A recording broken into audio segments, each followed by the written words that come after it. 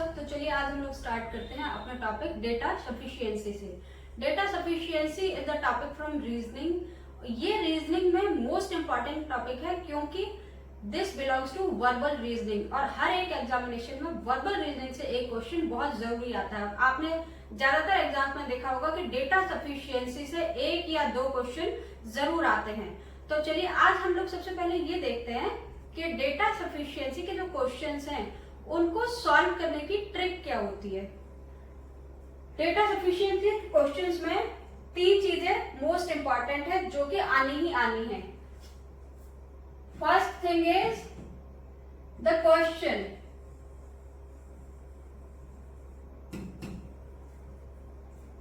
आप लोगों से एक क्वेश्चन पुट अप किया जाएगा और उस क्वेश्चन के लिए कुछ क्लूज दिए जाएंगे। आप इसको एक पजल से भी रिजेंबल कर सकते हो। जिस तरीके से एक पजल होती है और पजल के कुछ क्लूज होते हैं, उन्हीं क्लूज से आपको आंसर फाइंड आउट करना होता है। बस इसमें हमें आंसर फाइंड आउट नहीं करना है, इसमें हमें ये देखना है कि क्या डेटा हमारे पास या जो क्लूज हमारे पास दिए हुए हैं वो सफिशिएंट है हमारे आंसर को मेक करने के लिए।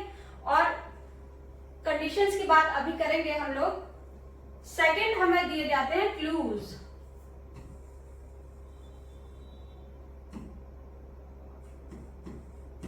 नंबर ऑफ क्लूज होते हैं 2।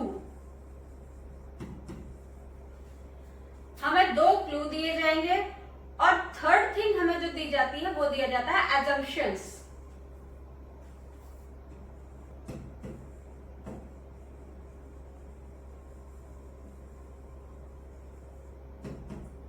assumptions में हमें ये देखना होता है कि क्या हमारा फर्स्ट क्लू से ही आंसर निकल के आ रहा है या सेकंड क्लू से, या दोनों क्लू को मिला के हमारा आंसर आ रहा है, या दोनों क्लू को हमने यूज करके देख लिया मगर हमारा आंसर नहीं आ रहा है।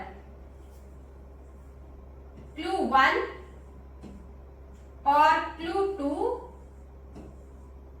Clue 1 and clue 2, neither clue 1 nor clue 2।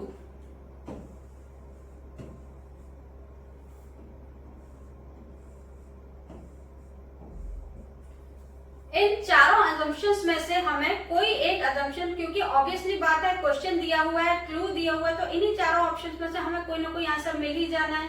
तो देखते हैं हम लोग इसको किस तरीके से करते हैं। हमें जो क्लूज दिए हुए हैं, एक चीज आप अपने दिमाग में बिठा के चलें कि इन क्लूज को जब हम यूज करते हैं तो हमारे पास मोर देन 1 आंसर भी आ सकते हैं, मोर देन 2 आंसर भी आ सकते हैं, लेकिन हमें केवल और केवल वो वाला ऑप्शन सिलेक्ट करना है जिसमें कि हमें केवल सिंगल आंसर मिले।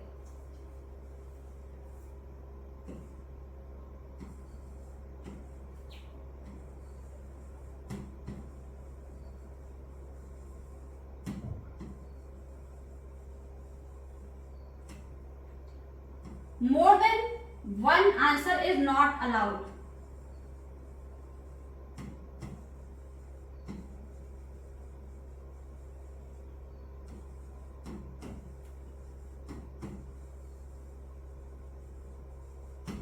फर्स्ट कंडीशन तो किसी भी assumption के क्वेश्चन को या डेटा सफिशिएंसी के क्वेश्चन को सॉल्व करने की यही है कि हम जब भी किसी भी क्लू को सॉल्व करते हैं तो हमारे पास सिंगल आंसर आना चाहिए, क्योंकि more than 1 answer data sufficiency में अलाउड नहीं है।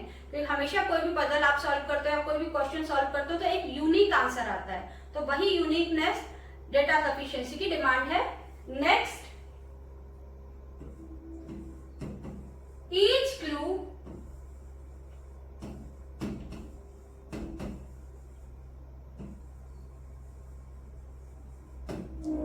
Separately.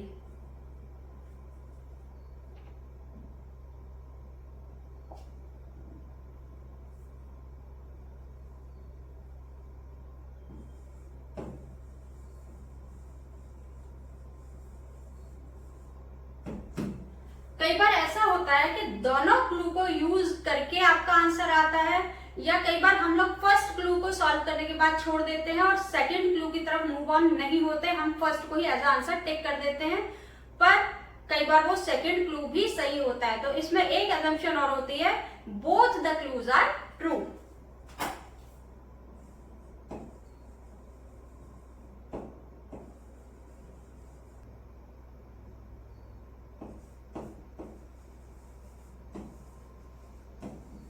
Are sufficient,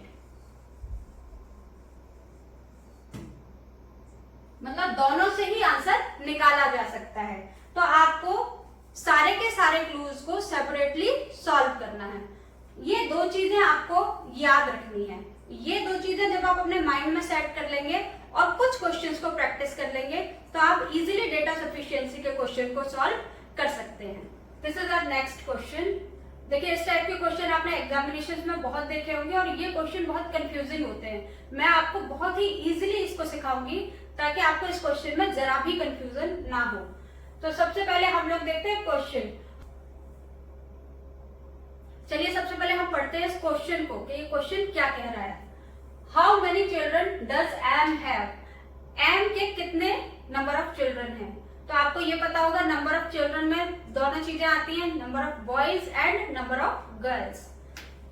now we move to first clue, S is the only daughter of J. Chart बना लेते हैं, एक डायग्राम बना लेते हैं हम लोग, ग्राफ के थ्रू हम लोग इसको इजीली कर सकते हैं। तो S is the only daughter, daughter plus से हम लोग बॉय को डिनोट करते हैं और माइनस से डॉटर को। एस क्या है? डॉटर। किसकी डॉटर है? जे की। Who is the wife of M? J किसकी वाइफ है? एम की, यानी जे भी क्या है? माइनस। फर्स्ट क्लू से हमें कितना समझ में आया कि एम का एक बच्चा समझ में आया जो कि एक डॉटर है, लेकिन इसमें कहीं भी ये नहीं लिखा हुआ कि एम हैज नो सन। तो एम के सन भी हो सकते हैं, इसका मतलब ये डेटा तो सफिशिएंट नहीं है क्योंकि इसमें हमें सन के बारे में तो कुछ भी नहीं बता रखा। नंबर ऑफ चिल्ड्रन पूछे, नंबर ऑफ डॉटर्स तो पूछ ही नहीं है। Now move to second. Second क्या कह रहा है कि एम के दो भाई हैं, आर एंड टी।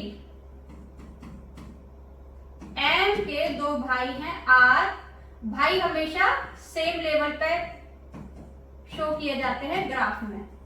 तो क्या इससे कोई भी चाइल्ड निकल के आ रहा है? नहीं। इसका मतलब जो सेकंड है वो भी सफिशिएंट नहीं है। तो इससे हमें क्या पता चला, हमारा कंक्लूजन क्या निकला कि ना तो क्लू 1 और ना ही क्लू 2 डेटा को या आंसर को रिकवर करने में सफिशिएंट है। So the answer is neither clue 1 nor clue 2 is sufficient.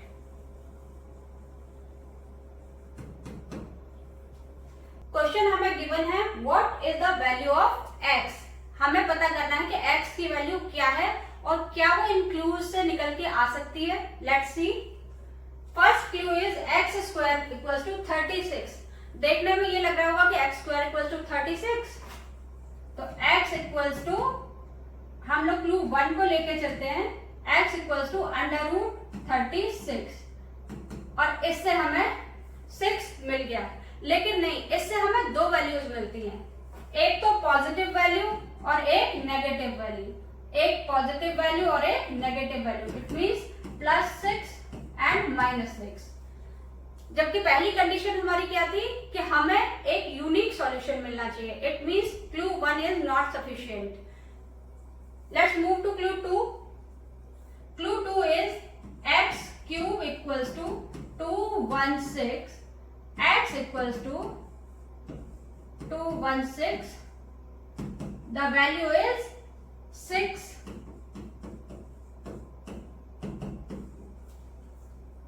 Cube root 216 का होता है 6। तो हमें एक सिंगल वैल्यू मिलके आ गई जो कि है 6। तो इसका मतलब क्लू 2 इज सफिशिएंट। अब क्लू 1 हमने सॉल्व करके देख लिया, क्लू 2 हमने सॉल्व करके देख लिया। The answer will be the unique solution, that will be clue 2. So the answer for this question is clue 2 is sufficient. दोनों अपने आप में सेपरेटली यूनिक आंसर देते तो आंसर होता है ईदर क्लू 1 और क्लू 2।